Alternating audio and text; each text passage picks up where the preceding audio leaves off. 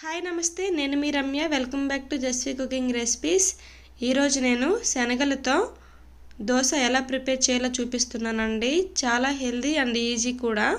ముందుగా 2 కప్పులు శనగలు ముందు రోజు నైట్ నానబెట్టేసుకున్నానండి. మీరు నైట్ ప్రిపేర్ చేసుకోవాలనుకుంటే మార్నింగ్ నానబెట్టుకుంటే సరిపోతుంది. ఇలా నానిన తర్వాత ఒకసారి వాష్ చేసుకొని మిక్సీ జార్లోకి వేసేసుకోవాలి. ఇప్పుడు 1 ఇంచు అల్లాన్ని, ఒక 3 లేదా 4 పచ్చిమిర్చిని, అలాగే 1.5 టేబుల్ స్పూన్ సాల్ట్ వేసుకోవాలి. అలాగే 1/2 కప్ అయినా లేదంటే కొన్ని వాటర్ వేసుకొని ఇలా మెత్తగా గ్రైండ్ చేసుకోవాలి. ఎంత మెత్తగా గ్రైండ్ చేసుకుంటే దోశలు అంత బాగా వస్తాయండి. మనకి దోశ బ్యాటర్కి కరెక్ట్గా కన్సిస్టెన్సీ ఉండేలా వాటర్ వేసుకొని అడ్జస్ట్ చేసుకోండి. ఇప్పుడు దోశ వేసుకుందాం. స్టవ్ ఆన్ చేసి ప్యాన్ పెట్టుకొని ప్యాన్ హీట్ అయిన తర్వాత ఆయిల్ వేసుకోవాలి.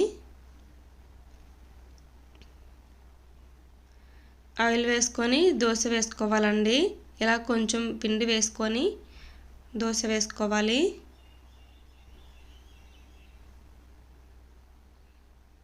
మీడియం ఫ్లేమ్లో ఒక 2 నిమిషాలు అటు ఇటు వైపు కాల్చుకుంటే సరిపోతుందండి.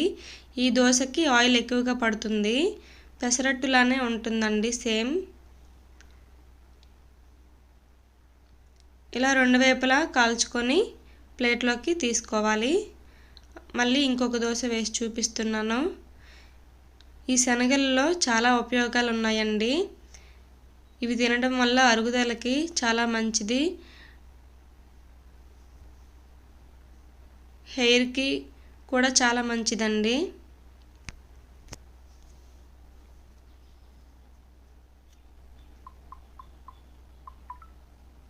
ఇంతేనండి, దోశ రెడీ అయిపోయింది.